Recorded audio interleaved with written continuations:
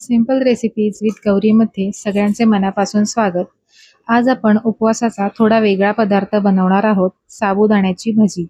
साबुदाण्याचे वडे तर आपण नेहमीच बनवतो, पण ज्यांना वडे बनवता येत नाहीत किंवा ज्यांना वडे बनवायची भीती वाटते की ते तेलात फुटतील, त्यांच्यासाठी ही आजची रेसिपी आहे. अगदी झटपट बनते, जराही वेळ लागत नाही आणि छान कुरकुरीत अशी ही भजी तयार होते. तर पटकन सुरुवात करूयात आपल्या रेसिपीला. त्यासाठी मी इथे एक मोठी वाटी भिजलेला साबुदाणा घेतलेला आहे. हा साबुदाणा आपल्याला हाताने मॅश करून घ्यायचा आहे. खूप जास्त असं मळायचं नाहीये, जेवढं आपण वडे बनवण्यासाठी मळून घेतो तेवढा अगदी गच्च मळायचा नाहीये.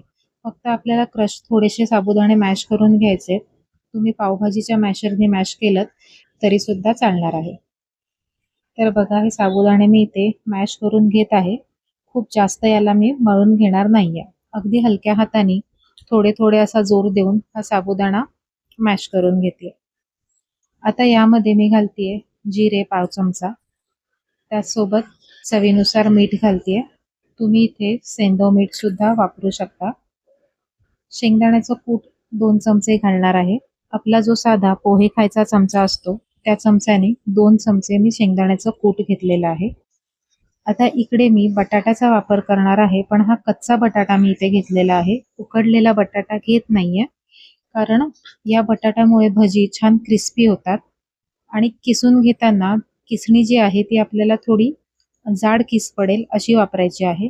खूप बारीक याची जर किसणी तुम्ही वापरलीत तर त्यामुळे त्याचा गिचका होऊ शकतो आणि भजी नरम थोडीशी सॉफ्ट होऊ शकते. पण असा जर जाड किस तुम्ही पाडून घेतलात तर तो तळताना खूप छान व्यवस्थित अगदी क्रिस्पी होतो आणि भजी सुद्धा छान कुरकुरीत लागतात. आता हा बटाटा यामध्ये फक्त मिक्स करून घ्यायचा आहे आपल्याला, मळायचं वगैरे अजिबात नाहीये. यामध्ये तुम्ही हिरवी मिरची सुद्धा घालू शकता बारीक कापून. लहान मुलं जर खाणार असतील तर हिरवी मिरची घालू नका. थोडीशी मिरची पूड वापरली तरी सुद्धा चालेल. पण मी आता इथे हे प्लेनच ठेवत आहे, तिखट बनवत नाहीये. आता हे मिक्स करून झालंय, आपण तळून घेऊयात.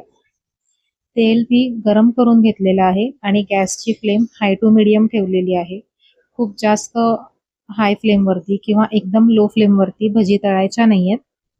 खूप जास्त लो फ्लेमवर जर तळलात तर तेलकट होतील भजी भरपूर, आणि हाय फ्लेमवर एकदम तळलात तर आतमधून त्या थोड्याशा नरम राहतील आणि बाहेरून पटकन करपल्या जातील. त्यामुळे गॅसची फ्लेम हाय टू मीडियम ठेवलेली आहे. एका वेळेला खूप जास्त भजी तेलात सोडायच्या नाहीयेत आणि तेलात सोडल्या लगेच झारा लावायचा नाहीये. त्याच्यावरचे असे बबल्स कमी झाले की मग झाऱ्याने आपल्याला त्या सगळ्या बाजूने छान सोनेरी रंगावरती तळून घ्यायच्या आहेत. 8 ते 10 मिनिटांमध्ये ही भजी छान अशा सोनेरी तळून होतात. खूप जास्त वेळ याला लागत नाही. बटाट्याचा किस असल्यामुळे तो सुद्धा अगदी पटकन क्रिस्पी होतो. तर बघा, याचा रंग छान सोनेरी असा आलेला आहे आणि याहून जास्त या भजी आपल्याला आता तळायच्या नाहीयेत.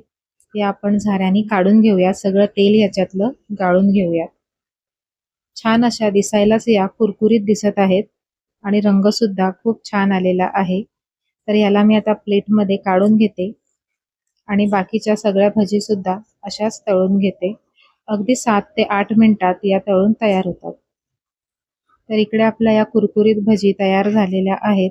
खूप झटपट बनतात आणि आपण कच्चा बटाटा वापरल्यामुळे छान क्रिस्पी सुद्धा होतात. दिसायलाच तुम्हाला दिसत असेल की किती छान अशा या कुरकुरीत दिसत आहेत. याच पद्धतीने मी साबुदाण्याचे वडे सुद्धा बनवलेले आहेत. ती रेसिपी सुद्धा अपलोड केलेली आहे, ती सुद्धा तुम्ही चेक करू शकता.